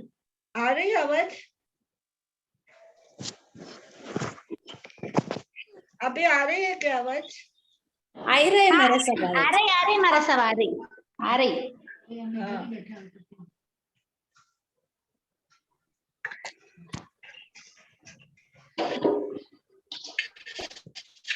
हाँ, तो अभी देखो वापस कोइन शुरू कर देते हैं। बहुत सारा डिस्टर्ब करते हैं, बार-बार सबको म्यूट कर रहे हैं, बार-बार। तो अभी क्या कहते हैं कि भगवान महावीर जो वाचनाएं हुई ना, वाचनाएं का मतलब होता है सम्मेलन हुआ, सेमिनार हुआ, और उन सेमिनारों के अंदर उन्होंने सोचा कि जब हमारे आचार्य जो 14 पूर्वधारी थे वो भी चले गए, 10 पूर्वधारी वो भी चले गए, 14 पूर्वों का ज्ञान कितना विशाल होता है, और बहुत इतना सारा कि बोलते हैं कि एक हाथी डूब जाए ना, उतने स्याही से लिखा जाए तो एक पूर्व होता है, और 2 हाथी डूबे उतनी इंक से लिखा जाए तो 2 पूर्व होता है, और 3 पूर्व के लिए डबल करना है, 4 हाथी, 4 पूर्व के लिए 8 हाथी। इस तरह से करते करते जब जितने स्याही से वो लिखा जाए तब जाके वो 14 पूर्वधारी कहते हैं, 14 पूर्व का ज्ञान कहते हैं। तो कहते हैं कि इतना बड़ा ज्ञान चला गया, 10 पूर्व का भी ज्ञान चला गया, धीरे धीरे करके जैसे जैसे काल का प्रभाव बढ़ता गया, यानी पंचम काल का धीरे धीरे जैसे जैसे समय निकलता गया ना, वैसे वैसे क्या होता गया, और भी स्मरण शक्ति कम होती होती चली गई। और उस समय उन्होंने सोचा, आचार्यों ने, कि भाई हम क्यों नहीं जिन जिन मुनियों को याद है, कंठस्थ है, उन मुनियों से हम क्या करते हैं, वो पाठ संकलित करते हैं, कलेक्शन करते हैं उनका, एक जगह पर उसको संग्रह करके और फिर उसको लिखना चालू करेंगे। तो यहाँ पर क्या हुआ, भगवान महावीर ने जो मौखिक रूप से जो ज्ञान बोला था, वो धीरे धीरे जब विच्छेद हो गया तो श्रमणों ने सम्मेलन बुलाए, उन सम्मेलनों को ही वाचना बोलते हैं। तो ये जो है ना, ये देखो आगम वाचना का एक चित्र आपके सामने, कि किस तरह से सब मुनि बैठ जाते हैं, और सब मुनि बैठ करके फिर क्या करते हैं, जिन जिन को जो जो लर्न है याद है, वो एक दूसरे को पूछ करके फिर वो लिखना शुरू करते हैं।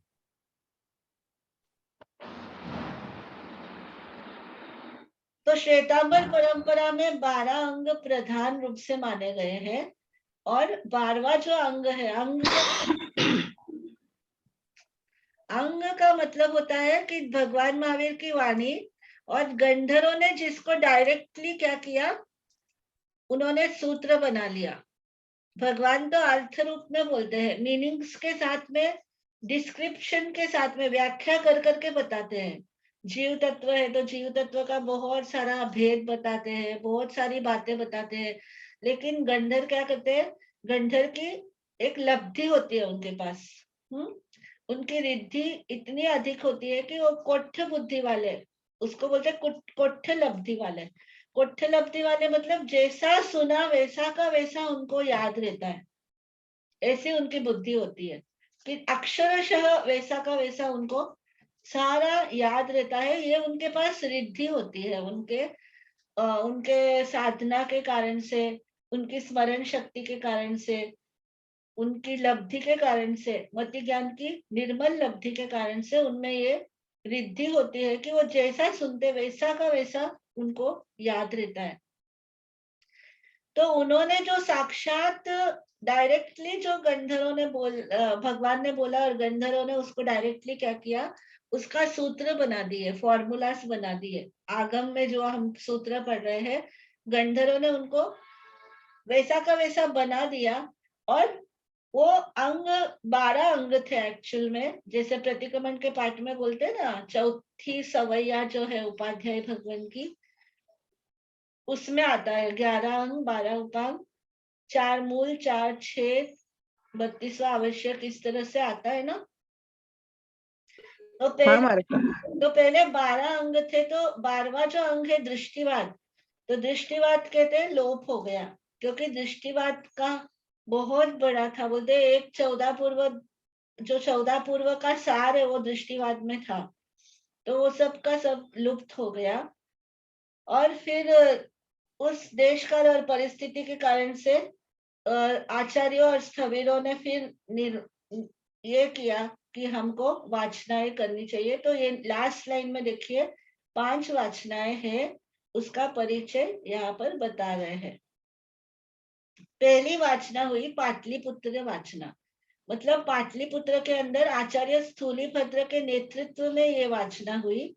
वो वीर निर्वाण के 160 वर्ष के बाद में हुई, यानी भगवान महावीर का निर्वाण हुआ और निर्वाण के 160 वर्ष होने के पश्चात यह वाचना, आचार्य स्थूलीभद्र उसमें मुख्य संत थे, क्योंकि आचार्य स्थूलीभद्र ही ऐसे थे जिनको कि 10 पूर्व का ज्ञान था, तो उन्होंने ये वाचना ली थी। तो उसमें सभी साधुओं ने जिन जिन को जो पाठ था वो सब बैठ करके उन्होंने उन पाठों को वापस रिवाइज किया, चितारा हम बोलते ना, उसकी वापस परिवेक्षणा की उन्होंने, पर्यटना की, यानी रिवीजन किया। तो वो पाटलिपुत्र वाचना हुई, वो वीर निर्वाण के 160 वर्ष बाद हुई। उसके बाद में कुमारी पर्वत उड़ीसा में खारवेल राजा ने ईसा पूर्व की 2री शताब्दी में क्या किया, वाचना ली वापस। तो उसके अंदर अगर कोई गए हो कलिंग वगैरह में, जो कलिंग देश यानी आंध्र प्रदेश में आता है ये, उस तरफ, और आंध्र प्रदेश के आगे ऐसे उड़ीसा के अंदर आता है। तो उड़ीसा के अंदर कोई गए हो देखने के लिए कभी, तो वहां पर ऐसी गुफाएं हैं कि जहां पर राजा खारवेल जो हुए थे, उनकी जो रानी थी और उनकी जो माँ थी, वो दोनों बहुत जिन भक्त थी। उनको बहुत ज्यादा था भगवान की वाणी को सुरक्षित रखना चाहिए, हम कुछ ना कुछ ऐसे कार्य करवाए जिससे कि भगवान की वाणी सुरक्षित रह सके, ऐसा उनके मन के अंदर बहुत ज्यादा था। तो उन्होंने राजा खारवेल से कहा कि कुमारी पर्वत का नाम है, तो उस कुमारी पर्वत के ऊपर उन्होंने बहुत सारी गुफाएं बनाई, ताकि जितने भी सम्मेलन में आए ना साधु साध्वी, तो उनको रहने के लिए क्या मिले, जगह मिल सके। तो इस तरह से उन्होंने बहुत सारी गुफाएं बनाई, निर्माण किया, और वहां पर उन्होंने मुनि सम्मेलन बुलाया। तो जितने जितने मुनि साधु पहुंच सकते हैं वो वहां पर पहुंचे, और वहां पर भी उन्होंने फिर से एक सम्मेलन लिया इसी का, कि जिसको भी जो जो पाठ आगम के याद है, तो वो सारे वापस क्या करे, चितारे, रिवाइज करे और उसको कलेक्ट करे, रिकलेक्ट करे। उसके लिए उन्होंने फिर से सम्मेलन बुलाया, और यह सम्मेलन बहुत प्रसिद्ध है। और ये खारवेल राजा की जो एक ब्राह्मी लिपि के अंदर नवकार मंत्र भी उधर लिखा हुआ है, खारवेल गुफा के उधर उड़ीसा के अंदर। कभी कोई गए हो तो उन्होंने देखा है उसका। और 3री वाचना हुई माथुरी वाचना। माथुरी वाचना हुई स्कंदिल आचार्य के नेतृत्व में, मतलब आचार्य स्कंदिल हुए, वे भी बड़े ही महान आचार्य हुए, जिनको शास्त्र बहुत अच्छी तरह से, जिनको कंठस्थ भी था, सुरक्षित था जिनके दिमाग में। तो वो आचार्य नेतृत्व किया उन्होंने। मथुरा में ये वाचना हुई, 3री वाचना मथुरा हुई। और उसी समय देखो, दोनों का काल देखो एक ही है ना। ये 3रा माथुरी वाचना का भी 827 to 840 है, वीर निर्वाण। और वल्लभी नागार्जुनीय वाचना बोलते हैं, इसका भी समय वही है, 827 840। ये आचार्य नागार्जुन के समय में हुई। तो ये दोनों एक साथ ही हुई थी। क्यों ऐसा हुआ कि भाई एक साथ एक समय में एक जगह क्यों नहीं हुआ, 2 जगह क्यों हो गया? तो कहते हैं कि जब जो मुनि थे उत्तर भारत में, या फिर थोड़े से जो पूर्वी भारत में थे, वो सब मथुरा में एकत्रित हो गए, यानी वो सारे के सारे मुनि वहां पर पहुंच गए। लेकिन जो दक्षिण भारत और पश्चिम भारत के थे, दक्षिण भारत के जो थे, चेन्नई या आज का जो कर्नाटक वगैरह, तो ये लोग पहुंच नहीं पाए। तो ये पहुंच गए वल्लभी के अंदर। वल्लभी आप लोगों को मालूम होगा, पालीथाना जाते हैं ना, तो पालीथाना जाते समय ये वल्लभी आता है। कोई गए होंगे वल्लभी, वल्लभीपुर भी बोलते हैं इसको, वल्लभीपुर। तो इस तरह से यह वल्लभी में भी उस समय जो वाचना हुई, वल्लभी वाचना, तो उसके जो इधर के थे दक्षिण भारत के, और जो गुजरात वगैरह के अंदर थे, राजस्थान वगैरह के अंदर थे, तो वो वहां पर पहुंच गए, वल्लभीपुर के अंदर। तो वहां पर भी फिर एक वाचना हुई जो आचार्य नागार्जुन के नेतृत्व में हुई। वहां पर भी उन्होंने सूत्र पाठों का संकलन किया। तो ये आपको समझना है कि 3री और 4थी वाचना एक ही समय में हुई थी। फिर ये वल्लभी वाचना हुई वापिस कब, वीर निर्वाण के 980 और 993 वीर निर्वाण के बीच में। तो ये देवाधिगणिक क्षमाश्रमण की अध्यक्षता में हुई।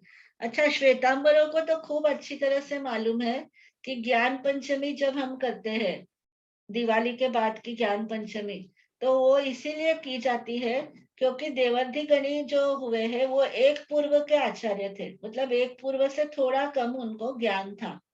उसके बाद तो पूर्व ही लुप्त हो गए।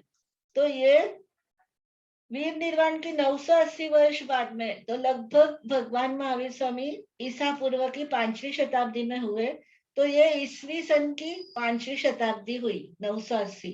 तो आपको ये समझना है कि ईसवी सन 5वीं शताब्दी में आने के बाद में क्या हुआ, आगम लिखे गए। देवाधिगणिक क्षमाश्रमण ने वल्लभी के अंदर सभी मुनियों को, लगभग कहते 700 मुनि वहां पर आ गए थे, और काफी सारे सब काफी अच्छी व्यवस्थाएं वहां पर की गई थी, और कंटिन्यू आगमों का क्या क्या किया गया, लिखा गया। तो यहाँ पर ये देखो, व्यवस्थित रूप जो है सारे आगमों को किस में मिला, लास्ट वाला जो देवाधिगणिक क्षमाश्रमण की वाचना है उसी में।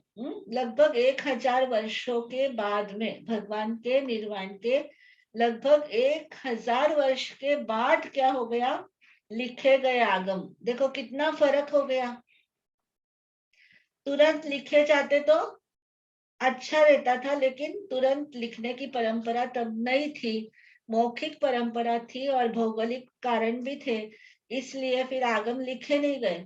और जब लिखे गए तब बहुत सारा ज्ञान तो क्या हो गया, लुप्त ही हो गया। बहुत सारा ज्ञान चला गया 14 पूर्वधारियों के साथ, 10 पूर्वधारियों के साथ।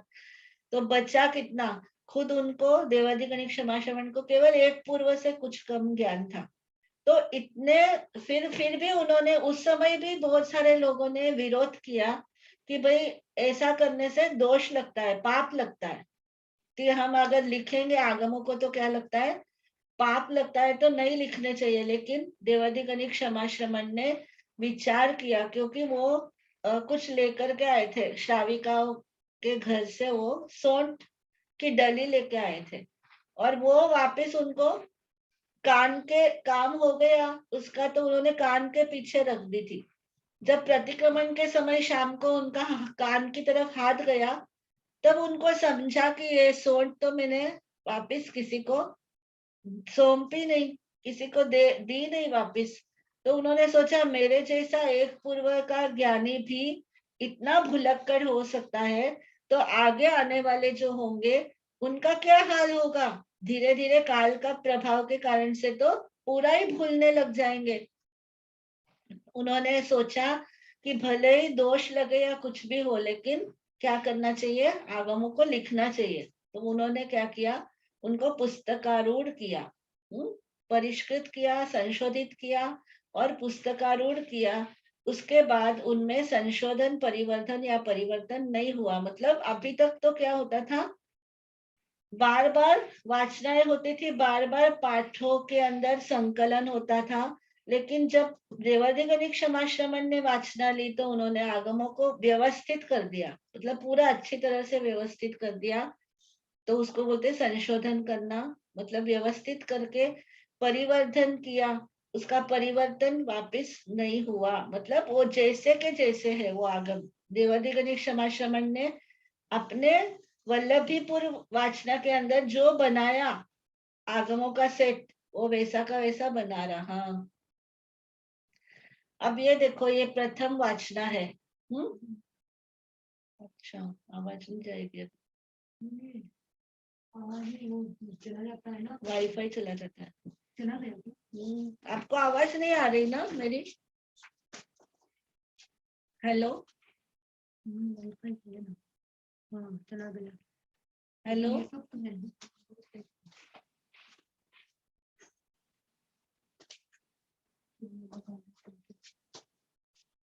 गए, वो भी चले गए।